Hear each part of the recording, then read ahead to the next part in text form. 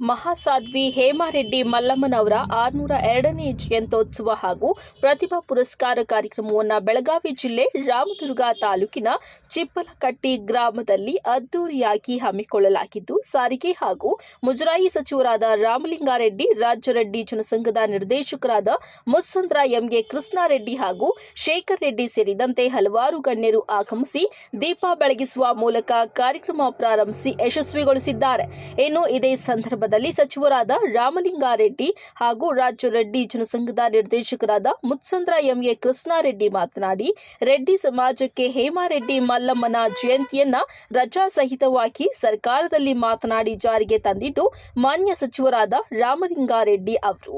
ಆದ್ದರಿಂದ ನಮ್ಮ ರೆಡ್ಡಿ ಸಮುದಾಯದ ಪರವಾಗಿ ನಾವೆಲ್ಲರೂ ಅವರಿಗೆ ಅಭಿನಂದನೆಗಳನ್ನು ಸಲ್ಲಿಸಬೇಕು ಎಂದರು. ನಮ್ಮೆಲ್ಲರ ಜನಪ್ರಿಯ ಸಚಿವರಾಗಿರ್ತಕ್ಕಂಥ ರಾಮಲಿಂಗಾರೆಡ್ಡಿ ಅವರು ಕರ್ನಾಟಕ ಸರ್ಕಾರದಲ್ಲಿ ಹುಟ್ಟು ನಮ್ಮ ಸಮಾಜದ ಎಲ್ಲ ಶಾಸಕರು ಸೇರಿ ರಾಮಲಿಂಗಾರೆಡ್ಡಿ ಅವರು ನಮ್ಮ ವೇಮನ ಜಯಂತಿ ಬೇಕೇ ಬೇಕು, ಮಲ್ಲಮ್ಮನ ಜಯಂತಿ ಸಹ ಬೇಕು, ಕರ್ನಾಟಕ ಸರ್ಕಾರದಿಂದ ರಜಾರಹಿತವಾಗಿ ಘೋಷಣೆ ಮಾಡಬೇಕು ಅಂತ ಹೇಳ್ಬಿಟ್ಟು ಸರ್ಕಾರದಿಂದ ಘೋಷಣೆ ಮಾಡಿರ್ತಕ್ಕಂಥ ಎಲ್ಲ ನಮ್ಮ ಸ್ಕೂಲ್ ಬಾಂಧವರಿಗೂ ಹಾಗೂ ರಾಮಲಿಂಗಾರೆಡ್ಡಿ ಅವರು ಮತ್ತೊಮ್ಮೆ ಅಭಿನಂದನೆಗಳು ಸಲ್ಲಿಸ್ತಾ ಇದ್ದಾರೆ.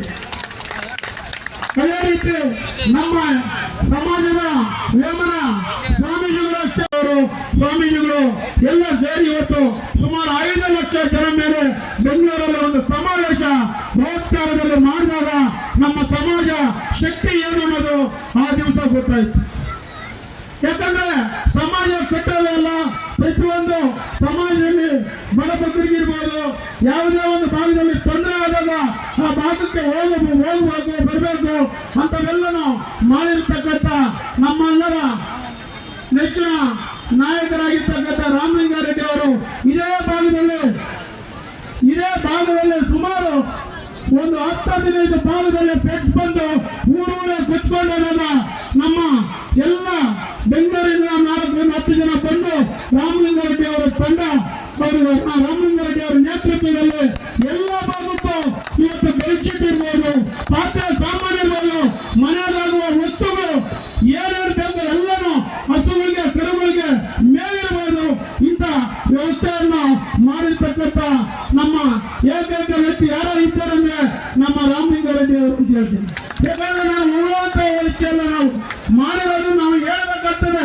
ನಮ್ಮ ಸಮಾಜದಲ್ಲೇ ಅಲ್ಲ, ಬೇರೆ ಸಮಾಜದವ್ರಿಗೂ ಅಷ್ಟೇ ತೊಂದರೆ ಆದಾಗ ಎಲ್ಲ ಭಾಗಕ್ಕೂ ಹುಡುಕಿ ಭಾಗಕ್ಕೆ ಬೆಳೆಸ್ಕೊಂಡು ಊರೂರೇ ಕುಚ್ಕೊಂಡಲ್ಲ, ಇದೇ ಎಲ್ಲ ಸಮಾಜಕ್ಕೂ ಸಹಕಾರ ಮಾಡಿರೋದು.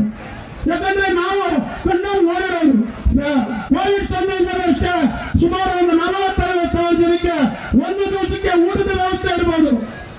ಪ್ರತಿಯೊಂದು ಭಾಗದಲ್ಲಿನೂ ಎಲ್ಲರೂ ತೊಂದರೆ ಇದೆ ಅಂತ ಜಾಗಕ್ಕೆ ಪ್ರತಿದಿವಸ 40,000-50,000 ಜನ ಊಟದ ವ್ಯವಸ್ಥೆ ಇರ್ಬೋದು, ಫುಡ್ ಕಿಟ್ಟಿಂಗ್ ಇರ್ಬೋದು, ಮನೆಗಾಗುವ ವಸ್ತುಗಳು, ಕೋವಿಡ್ ಸಂದರ್ಭದಲ್ಲಿ ಹಾಸ್ಪಿಟಲ್ ವ್ಯವಸ್ಥೆ ಇರ್ಬೋದು, ಬೆಡ್ಗಳ ವ್ಯವಸ್ಥೆ ಇರ್ಬೋದು, ಆಂಬುಲೆನ್ಸ್ ವ್ಯವಸ್ಥೆ ಇರ್ಬೋದು, ನಿರಂತರವಾಗಿ 24 ಗಂಟೆ 10 ಅವರ ಕೆಲಸ ಮಾಡಿರುವಂತ ಒಬ್ಬ ಏಕೈಕ ವ್ಯಕ್ತಿ ರಾಮಲಿಂಗಾರೆಡ್ಡಿಯನ್ನ ದಂಡವಾಗಿ ಹೇಳ್ತಾ ಇದ್ದೀನಿ.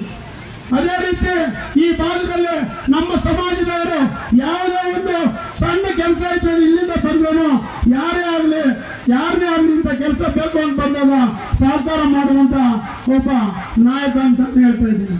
ಯಾಕಂದ್ರೆ ಒಂದು ಮಲ್ಲಮ್ಮನ ಒಂದು ಗುಡಿ ಇರ್ಬೋದು, ವೇಮನ ಗುಡಿ ಇರ್ಬೋದು, ಬೇರೆ ಒಬ್ಬ ದೇವಸ್ಥಾನಗಳಿಗೆ ಒಂದು ಕಲ್ಕೊಳ್ಬೇಕಾದ್ರೂ ಯಾವುದೇ ಒಂದು ಕಷ್ಟದಲ್ಲಿ ಬಂದ್ರೂ ಎಲ್ಲರಿಗೂ ಸಹಕಾರ ಮಾಡುವಂತ ಒಬ್ಬ ನಾಯಕರು ನಮ್ಮ ಸ್ವಾಮೀಜಿಯವರು.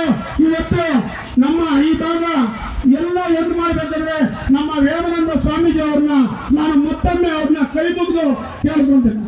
ಇದೇ ರೀತಿ ಈ ಭಾಗದಲ್ಲಿ ಮತ್ತೊಮ್ಮೆ ಒಂದು ಬಲಾತ್ಕಾರದಲ್ಲಿ ಒಂದು 7 ಲಕ್ಷ ಸಮಾಜ ಜನ ಒಂದತ್ತು ಸೇರುವಂತ ಒಂದು ಸಮಾವೇಶ ಮಾಡಬೇಕು ಅಂತ ನಮ್ಮ ರಾಮಲಿಂಗಾರೆಡ್ಡಿ ಅವರಿಗೆ, ಎಚ್ ಕೆ ಪಾಟೀಲ್ ಅವರಿಗೆ, ಈ ಭಾಗದ ನಮ್ಮ ಸಮಾಜದ ಎಲ್ಲ ಶಾಸಕರಿಗೆ ಹೇಳ್ತಾ ಇದ್ದೇನೆ, ದಯವಿಟ್ಟು ಒಂದು ದೊಡ್ಡ ಮಟ್ಟದಲ್ಲಿ ಒಂದು ಸಮಾವೇಶ ಮಾಡಬೇಕು ಅಂತ ಮತ್ತೊಮ್ಮೆ ನಾನು ಮನವಿ ಮಾಡ್ತಾ ಇದ್ದೀನಿ. ಅವ್ರನ್ನ ಅದೇ ತರ ಇಟ್ಕೊಂಡು ಹೇಳ್ಬೇಕು ಅಂತ ಪ್ರಾರ್ಥನೆ ಮಾಡ್ಕೊಂಡು ಮಲ್ಲಂದು. ಯಾಕೆಂದ್ರೆ ಈ ಭಾಗದಲ್ಲಿ ಆಗಲ್ಲ, ಇಡೀ ರಾಜ್ಯದಲ್ಲಿ ಆಗಲ್ಲ, ರಾಷ್ಟ್ರದಲ್ಲಿ ಆಗಲಿ ಯಾರೇ ಒಬ್ಬ ರೆಡ್ಡಿ ಸಮಾಜದವರು 10 ಮನೆ ಇರೋ ಜಾಗದಲ್ಲಿ 100 ಮನೆ ರೈತರು 10 ಮನೆಯವರು 100 ಮನೆಗೂ ಒಂದು ಸಹಾಯ ಮಾಡುವಂತ ಒಂದು ಸಮಾಜ ರೆಡ್ಡಿ ಸಮಾಜ. ಅಂತ ಸಮಾಜದಲ್ಲಿ ನಾವು ಹುಟ್ಟಿರೋದು ದೇವರ ಒಂದು ಪುಣ್ಯ ಅಂತ ಹೇಳಿ ನಾನಿವತ್ತು ನನಗೆ ಅವರು ಮಾತಾಡಲು ಅವಕಾಶ ಕೊಟ್ಟಂತ ನಿಮಗೆಲ್ಲರಿಗೂ ಒಂದು.